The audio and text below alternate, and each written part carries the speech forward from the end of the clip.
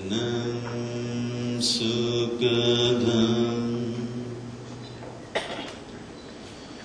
Maranam Karunam Milanam Madhuram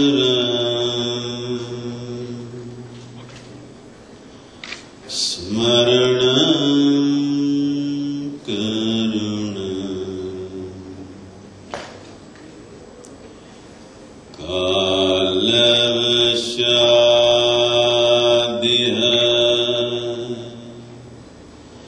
Sakalam Karunam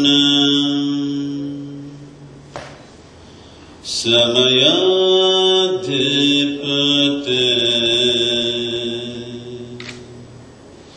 Akhilam Karunam. Good evening, everyone.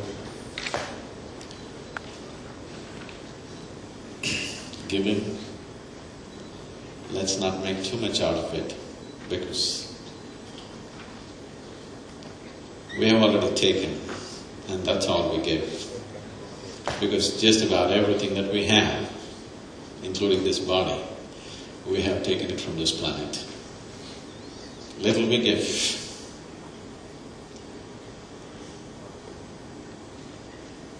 Giving is a misnomer in a certain way, because we have already taken. We're sharing a bit. But it is truly wonderful, at least a few human beings consciously give what they have taken.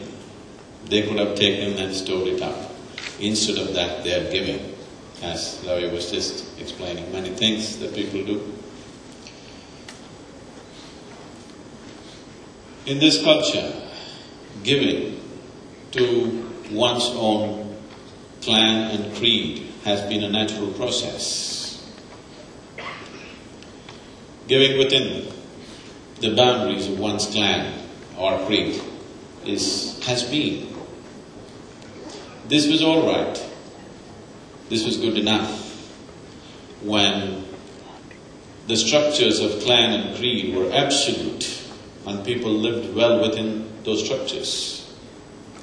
But today, our identification has moved to a nationhood and to the world. So our giving also has to enlarge itself in scope and attitude. I say attitude because giving is not just an act, it is a certain attitude that we can live it every moment of our life. It is not that you must… Giving means always you're pulling something out of your pocket. It is a certain way to exist. The very way life is structured in the existence is, it is a constant give and take. As we sit here and breathe, the plants and trees are giving away oxygen and we are taking in carbon dioxide. In our understanding may be poison, but it's life for somebody else. So the very way we exist, the very way we breathe, is a certain transaction. If we inhale more and exhale less, we'll feel suffocated.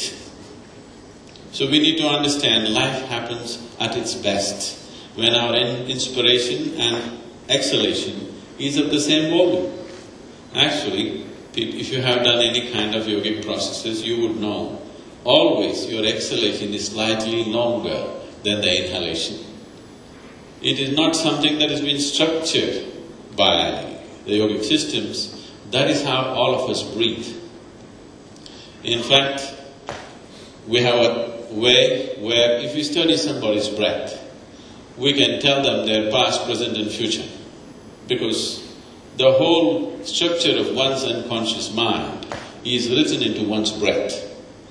A subtle observation of the breath clearly says how a person is living right now, how he has been living till now, and how he needs to live in future. When we talk about giving, like Ravi was saying, you have to give till it hurts. Yes, I mean that is said in a certain context, probably in the economic context. But giving hurts only when you give to something that you're not identified with. When I think this is not mine and try to give, it hurts. When I think this is mine and whatever I give, it only gives me joy. So what you think is yours, with that there is no giving, taking, you would like to give away everything. But what you think is not yours, if you give, it naturally hurts. So the most fundamental thing that we need to do in the world today, if we really want human beings to be in an attitude of sharing and giving and loving, by teaching them to give, by teaching them to share, or asking them to love somebody that they cannot love, or trying to love somebody that you cannot stand, is very painful. But if your identity is enlarged, if you're identified with just this little body and this mind, you cannot get along with anybody. If you identify with your family, they feel very dear to you, but the rest, no. If you're identified with your clan, they feel wonderful to you, not the rest. If you're identified with your nation, they feel wonderful, but across the border, there are demons living. But if your identity is larger than that, so how can I enlarge my identity? If your identity is in a limitless way, it is not an idea, it is the way of our existence, in a sense. As we sit here and breathe, we know very well that over a period of time, we created this body from within. From simple material.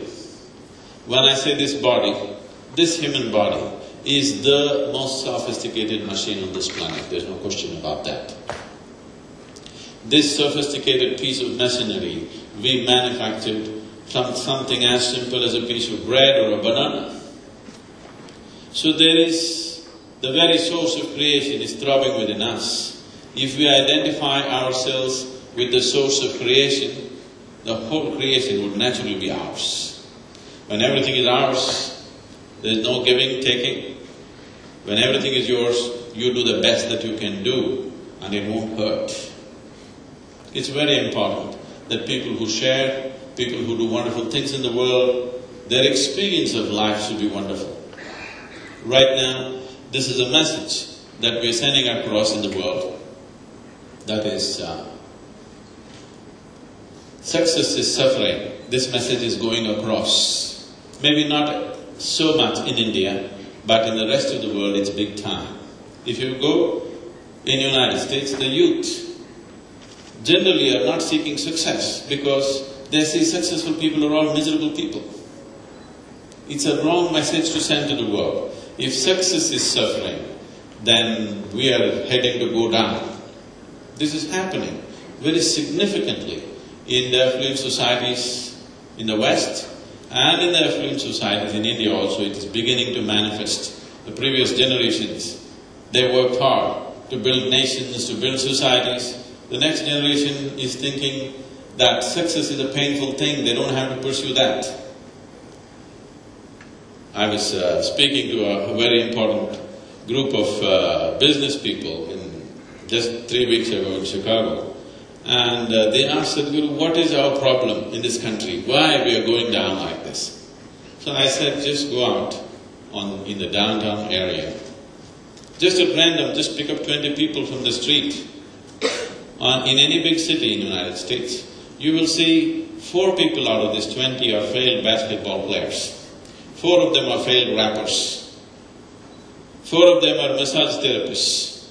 1 is an alcoholic, 1 is a drug addict. Only 6 people are doing something productive in this country out of 20 people. There's only 3% of the population is doing something.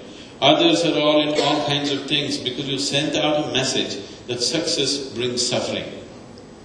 It's a wrong message to send. And giving brings pain. Wrong message to send. Giving is not pain. The most joyful thing that you can do in your life is that you share. And it's a wonderful feeling. Nothing else gives you a better feeling and a better high than giving away whatever you have. Giving away does not just mean charity. As I said, to bring an attitude of contribution every moment of our life.